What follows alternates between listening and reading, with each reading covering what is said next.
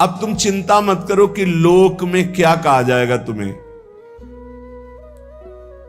कई बार उपासक इसमें फंस जाता है। इसीलिए न लाज तीन लोकन की, न वेद को कहो करे, न शंख भूत प्रेत की, न देव जच्छते डरे, सुने न कान और की, द्रवै न और इच्छना।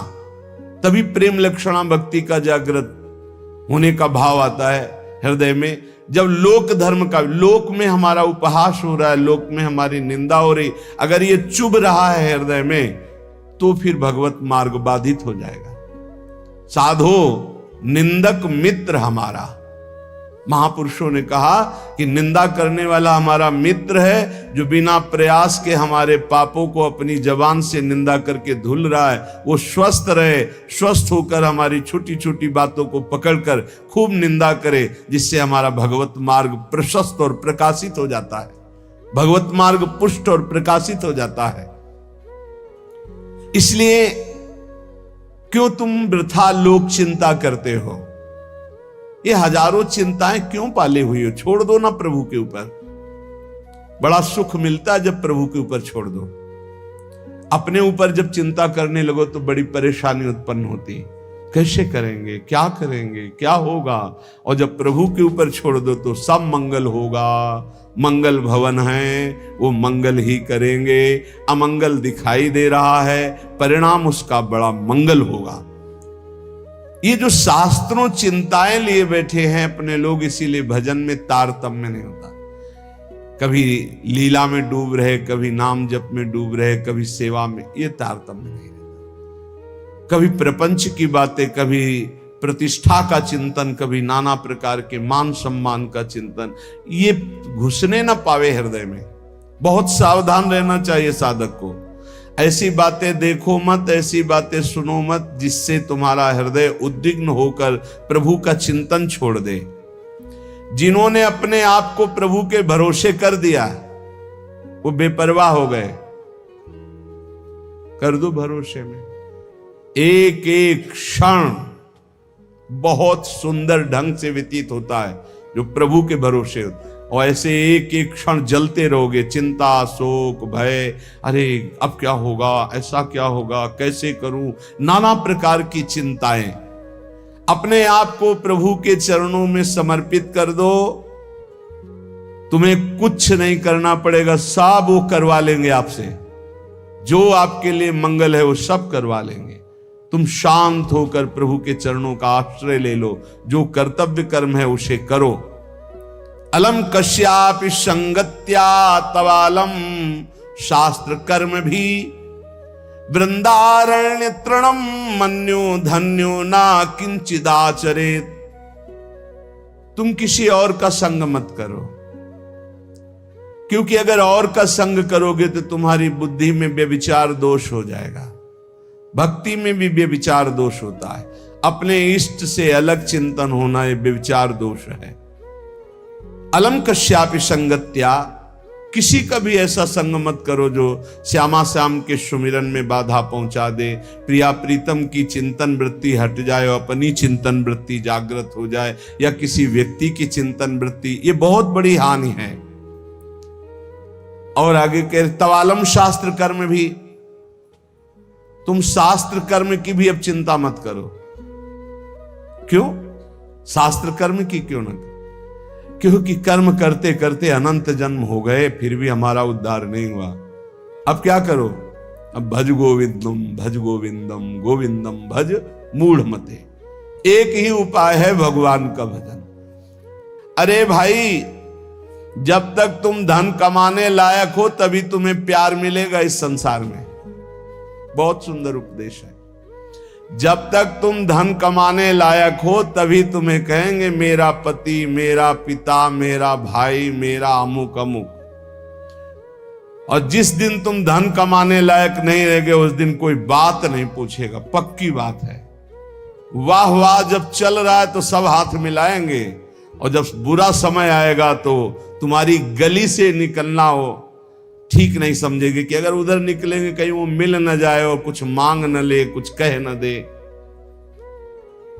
जब तक तुम धन कमाने लायक हो, तुम्हारे पास धन है, तभी तक तेरे को प्यार मिल रहा है संसार से, परिवार से। और जब तू रोगग्रस्त हो जाएगा, जराग्रस्त हो जाएगा, तो कोई भी तेरे से बात नहीं पूछेगा, बात नहीं करेगा। अरे मूढ़, इसलिए तू निरंतर गोविंद का भजन कर ले, गोविंद का भजन कर ले, गोविंद का भजन कर ले। ये आशा परिवार की, भोगों की इतनी सुदृढ़ है फांसी ये कि नहीं कटती है। बूढ़ा हो गया है, त्वचा सब ढीली हो गई, हड्डी हड्डी दिखाई देती है, सिर के बाल सब पक गए, दांत एको नहीं रह गए, लाठी लेके चल रहे, फिर भी वही परिवार की ममता। दरवाजे पे बैठा वही परिवार के विषय में सोचता रहता है। ये नहीं सोच रहा कि मृत्यु नजदीक आ रही, भगवान का भजन कर ले, अपने जीवन को सार्थक कर ले। अरे मूढ़, तू निरंतर गोविंद का भजन कर ले, गोविंद का भजन कर ले, कोई तेरे काम आने वाला नहीं। जब अवस्था ढल जाती है तो काम वेदना अंदर रहती, लेकिन काम क्रीड़ा नहीं हो पाती, जलता रहता है वो वृद्ध।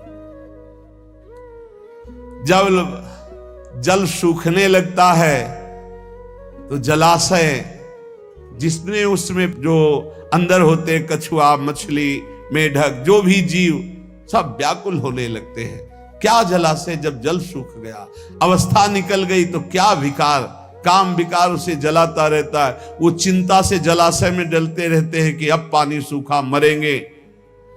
ऐसे ही जब धन नष्ट हो जाता है तो कोई परिवार का मित्र, रिश्ता, नाता कोई निर्वाह नहीं करता। सच्ची हमने देखा है, ये दृश्य देखे। इसी प्रकार अगर तत्व ज्ञान हो गया तो संसार से तुम मुक्त हो जाओगे। इसलिए तत्व ज्ञान प्रदान करने वाले भगवान गोविंद का भजन कर। दिन व्यतीत हुआ, रात आई, रात व्यतीत हुई, प्रातः हुआ, फिर दिन व्यतीत हुआ, फिर सायं आई। तुम्हारी आयु नष्ट हो रही, गए 24 घंटे, अब पता नहीं कितने घंटे, कितने मिनट हैं। शिशिर गई, शिशिर ऋतु, बसंत ऋतु आई, वर्षा आई, ग्रीष्म आई, शरद आई, गए। हर ऋतु 2-2 महीने अपना प्रभाव दिखाकर हमारी 2 महीने की आयु गई, ऋतु गई, दिन गया, रात गया, आयु बीतती चली जा रही है, आशा बढ़ती चली जा रही है। ऐसा मकान बना लेंगे, ऐसा कर लेंगे, ऐसा कर लेंगे। अरे मूढ़, मरने का समय आ रहा है।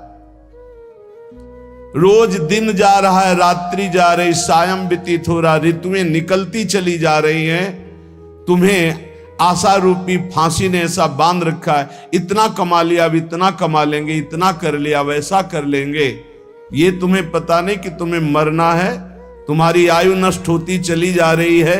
आशा रूपी इस फांसी को काट लो। कैसे? भज गोविंदम, भज गोविंदम, गोविंदम भज मूढ़मते। अरे मूढ़मती, गोविंद का भजन कर ले, गोविंद का भजन कर ले, गोविंद का भजन कर ले। नहीं, मृत्यु के समीप आने पर ये व्याकरण का शब्द डुक्रिंच करने, ये तुम्हारी रक्षा नहीं कर पाएगा। ये व्याकरण, ये पढ़ाई लिखाई, ये तुम्हारी मृत्यु पर विजय प्राप्त नहीं। मृत्यु पर गोविंद गोविंद हरे मुरारे, गोविंद गोविंद मुकुंद कृष्ण, गोविंद गोविंद रथांग पाणे, गोविंद दामोदर माधवेति। ये भगवान नाम ही तुम्हारी रक्षा करेंगे।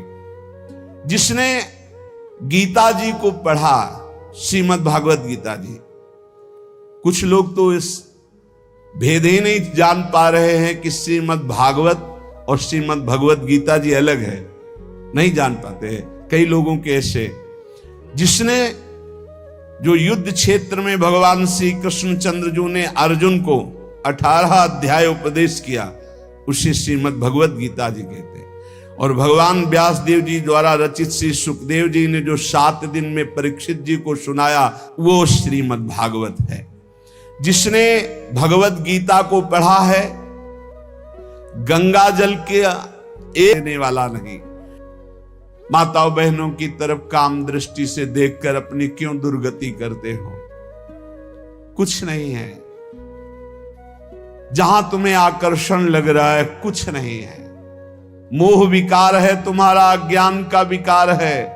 बार बार मन में विचार करके उनके चरणों में वंदना करो, उनके प्रति काम भाव करके। गलत दृष्टि से मत देखो, मूड तेरी दुर्गति हो जाएगी। इसके लिए तू गोविंद का भजन कर, गोविंद का भजन कर। माताओं बहनों पर काम दृष्टि करके दुर्गति का कारण मत बन।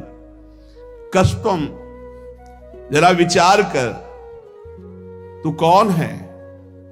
कभी बैठकर सोचा कि शरीर में रहते 15 वर्ष हो गए, 30 वर्ष हो गए, 50 वर्ष हो गए, तू शरीर नहीं तो है कौन? कभी सोचा? कस्तम, कौन है तू? और कोहम कुतः आयाता, मैं कौन हूं, कहां से आया हूं? कामे जननी कोमे ताता, असली में मेरा पिता कौन है, माता कौन है? ये तो बनावटी है, कुछ समय के लिए छूट जाएगा शरीर। ये शरीर संबंधी माता पिता है, लेकिन मैं कौन हूं?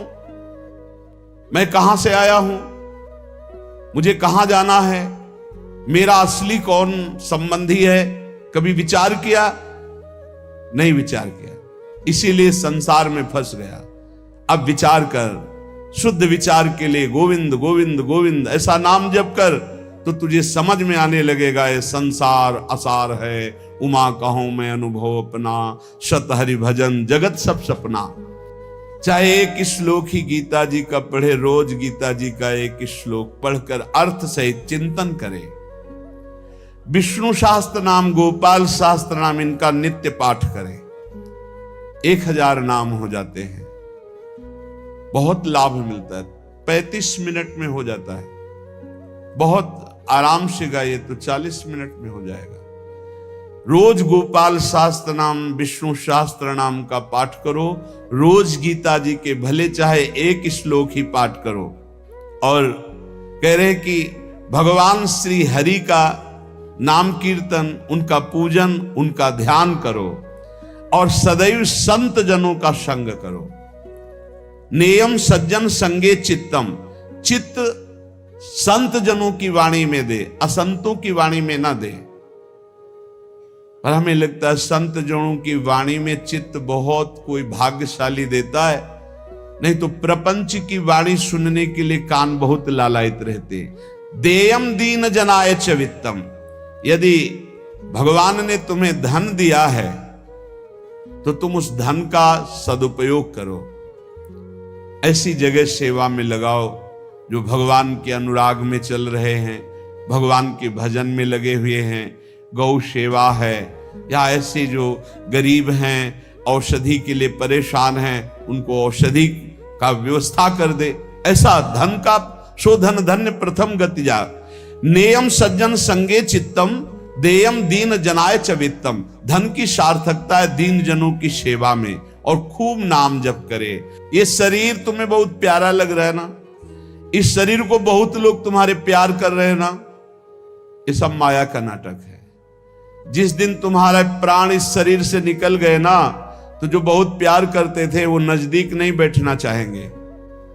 चाहे जितना प्यारा कोई रिश्ता नाता संबंध रखता हो, और मुर्दा घर में एक कमरे में हो, कह दे जाओ उसके पास बैठकर रात व्यतीत करो, तो कह के डर लगेगा। प्राण निकलने पर कोई तेरा नहीं है, इसलिए जब तक प्राण है तो प्राणनाथ गोविंद का भजन कर ले। गोविंद गोविंद गोविंद।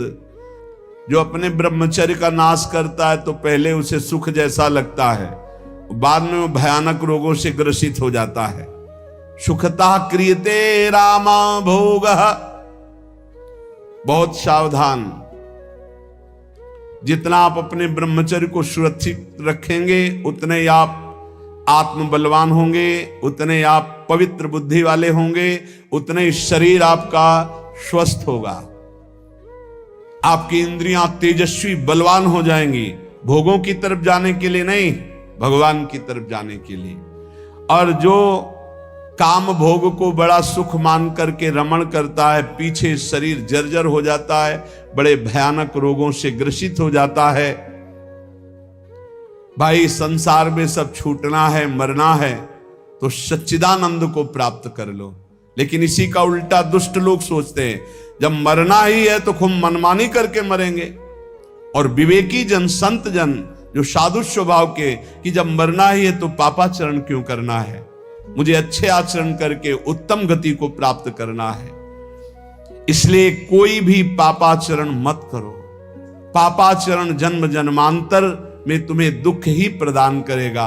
हर समय गोविंद गोविंद गोविंद ऐसा भजन करो। तन ढकने के लिए यदि चिथड़े भी हो तो चलेगा,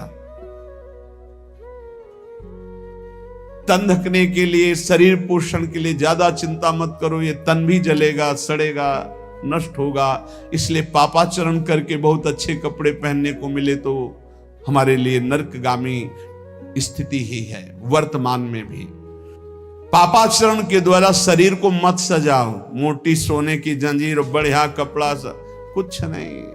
ये अग्नि में भस्म होने वाला शरीर है, ये नष्ट होने वाला शरीर। पापाचरण करके इसे सजा रहे हो और पाप करके दुर्गति भोगोगे।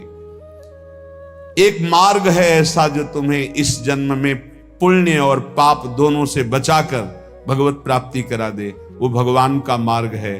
न मैं हूं, न तू है, न ये संसार है, एकमात्र भगवान है। इसलिए भगवान की शरण में हो जा और गोविंद गोविंद गोविंद ऐसा भजन कर। चाहे गंगा सागर चले जाओ, चाहे बड़े बड़े उपवास कर लो, चाहे बड़े बड़े दान कर लो, जब तक भजन नहीं करोगे तब तक ज्ञान नहीं होगा। क्या ज्ञान? ये संसार में एकमात्र वासुदेव हैं। बहुनाम जन्मनावन्ते ज्ञानवान माम प्रपद्यते वासुदेवा सर्वमित सा महात्मा सुदुर्लभा। एकमात्र भगवान सर्वत्र है। ये अनुभूति जब तक नहीं होगी तब तक संसार चक्र में तुम्हें बार बार आना पड़ेगा। तो ये ज्ञान कैसे होगा? बोले निरंतर नाम जप करने से।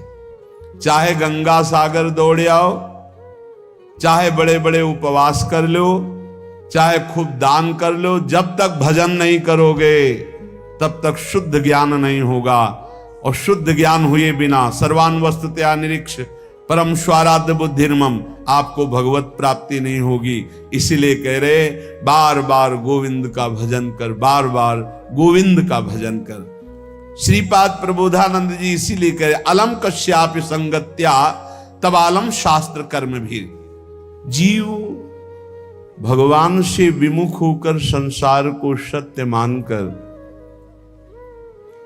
इंद्रियों के द्वारा भोगे जाने वाले विषयों में सुख बुद्धि करके, धन मान प्रतिष्ठा कीर्ति इनमें सुख बुद्धि करके वो भगवान से विमुख हो गया है। वो अज्ञान में ही अपने को सुखी मानता है। कोई बिरला ऐसा है जो अज्ञान का त्याग करके भगवान की शुद्ध भक्ति में अपने चित्त को जोड़ पाता है। श्रीपाद कह रहे हैं बिना वृंदावन की कृपा के, बिना वृंदावन के रसिकों का संग किए, बिना वृंदावन की रजरानी का सेवन किए प्रेम लक्षणा भक्ति जागृत नहीं होती। क्योंकि प्रेम समुद्र है वृंदावन, और हमारे अनंत जन्मों के ऐसे अपराध, इस जन्मों के ऐसे पाप हैं जो विशुद्ध प्रेम लक्षणा भक्ति में प्रवेश होने नहीं देंगे। तो इन महत पापों का नाश श्री धाम वृंदावन का आश्रय वास ये नष्ट कर देता है, बड़े बड़े अपराधों को धूल धूसरित कर देता है। श्रीपाद कह रहे हैं संतु विधर्मा सतसः सद्धर्मायान्तु सर्वेस्तम यदि वृंदावन मंगी कुरुते मम का तदा चिंता। यदि श्री जी की कृपा से वृंदावन ने मुझे स्वीकार कर लिया, कैसे हम जाने कि हमें वृंदावन ने स्वीकार कर लिया? जब हमारे हृदय में एक आश्रय जागृत हो जाए कि हमसे साधन तो भले उस कोटि का नहीं बनता, पर वृंदावन धाम की कृपा है। वृंदावन की कृपा से वृंदावन के अतिशय लाडिले युगल सरकार हमको इसी जन्म में प्राप्त हो जाएंगे। वृंदावन हमारा प्राण है, जीवन है। भले हम अखंड वास नहीं कर पाते, पर वृंदावन ही हमारा सर्वस्व है। संत विधर्मा सतसह, बहुत गूढ़ विषय है। कह रहे हैं हजारों हजारों अधर्म हो गए हों तो भी तुम्हें प्रियालाल की प्राप्ति हो जाएगी। विश्वास करो, ये धाम बहुत पावन करने वाला है। पवित्रता का मूर्तिमान स्वरूप गंगा जी, वहां भी अवगाहन हुआ है, तीर्थों का भी अवगाहन हुआ है और पवित्र क्षेत्रों का भी अवगाहन हुआ है। पर श्री धाम वृंदावन अमोघ है। जब तक आपका हृदय पावन नहीं है तो आप इसका अनुभव नहीं कर सकते हैं। लेकिन आप किसी भी तरह से वृंदावन के प्रति श्रद्धा कर लीजिए, विश्वास कर लीजिए, तो आपको अनुभव में आएगा। जिसे वृंदावन रूपी महामहिम धाम का अवगाहन करने को मिला, फिर उसकी इच्छा किसी और तीर्थ या और महत स्थानों की तरफ नहीं जा सकती। अगर जा रही है तो अभी अवगाहन नहीं हुआ। पाए रतन चीन्हो नहीं, करते दीन्हो डार, ये माया श्री कृष्ण की मोहे सब संसार।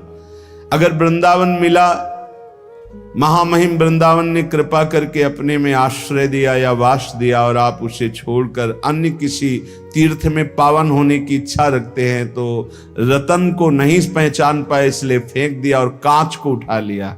पाए रतन चीन्हो नहीं, दीन्हो करते डार, हाथ से छोड़ दिया। धाम के वास मात्र से श्रीपाद कह रहे हैं कुरते मम का तदा चिंता, अब मुझे कोई चिंता नहीं, भगवत प्राप्ति पक्की। हमारा मन नहीं लगता, हमारा मन विकारी है, ऐसा ये सब नष्ट हो जाएगा। कृपा एक बहुत बड़ा प्रवाह है। जीव सरिता सावन जल उमगत, सन्मुख सिंधु सिधारे, कोई रोक ले।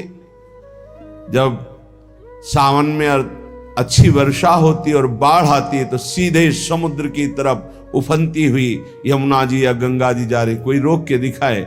ऐसे ही जब कृपा का उफान होता है तो कैसा भी पातकी जीव क्यों न हो, वो परम पद को प्राप्त कर लेता है। और कह रहे सतसा सद्धर्मायांतु, यदि सैकड़ों प्रकार के तुमने सद्धर्मों को लुप्त कर दिया, बड़े आदेशों का खंडन किया, शास्त्र आज्ञा का खंडन किया, संतों की अवहेलना कर दी, वैष्णवों का अपराध कर दिया, तो भी डरो मत, सीधा वृंदावन आ जाओ। वृंदावन का रज का सेवन, ठाकुर जी के दर्शन, चरणामृत का पान, वृंदावन की परिक्रमा, यमुना के किनारे बैठकर नाम कीर्तन, इस सब पापों को नष्ट कर देगा। पर उसमें एक नियम लेना होगा कि आगे से हमारे द्वारा पाप नहीं होंगे। यदि ऐसा नियम नहीं लोगे तो बार बार फिर वो